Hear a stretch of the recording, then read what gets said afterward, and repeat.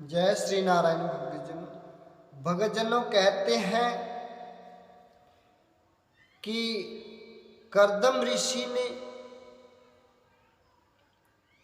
भगवान ब्रह्म यानी कि नारायण के दर्शन किए। कहते हैं कि उन्होंने भगवान से कहा कि हे भगवान,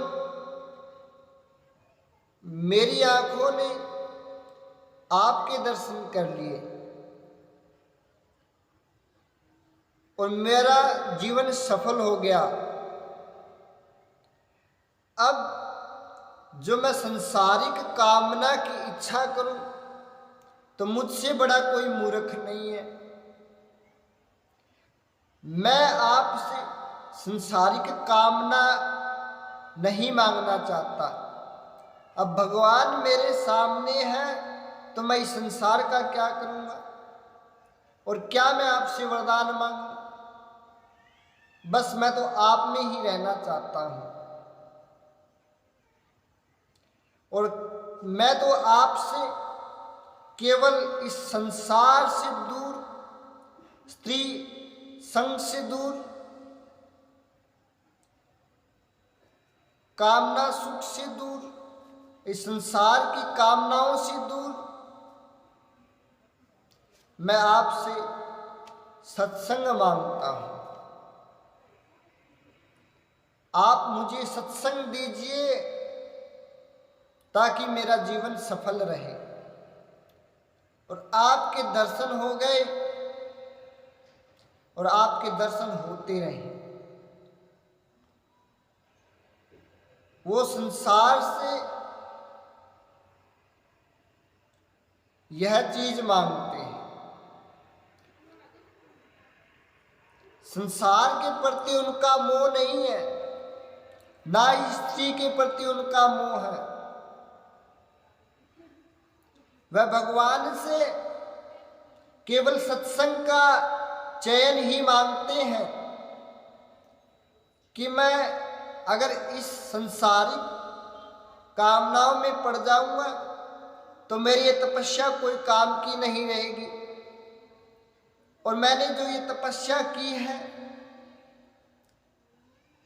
वो मेरे कोई काम ही नहीं आएगी, क्योंकि मैं तो आपके दर्शन मांगता हूँ। हर पल सत्संग की इच्छा करता हूँ। इस संसारिक सुख को छोड़कर के मैं आपकी भक्ति में लीन रहना चाहता हूँ ताकि आप मेरे हृदय में समाये रहें। जब मैं चाहूं आपके दर्शन कर लूं। इस संसारिक सुख में मैं क्या करूंगा।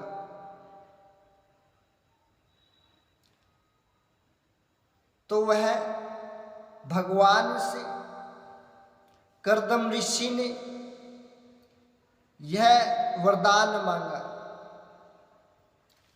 कहा जाता है कि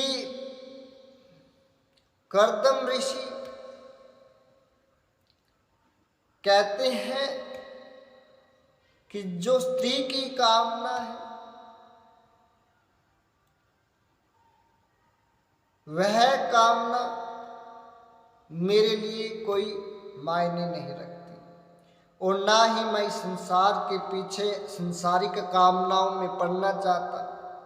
केवल और केवल मैं आपके हृदय में मेरा वास मांगता हूँ और जब मैं चाहूँ आपको देख लूँ और आपकी भक्ति और सत्संग ज्ञान मांगता हूँ। ऐसा वरदान कर्दम ऋषि ने भगवान श्रीमन नारायण ठाकुर जी से मांगा। कहा ये भी जाता है कि जो कर्दम ऋषि की आंखों से जो आंसू निकले थे, सिद्धपुर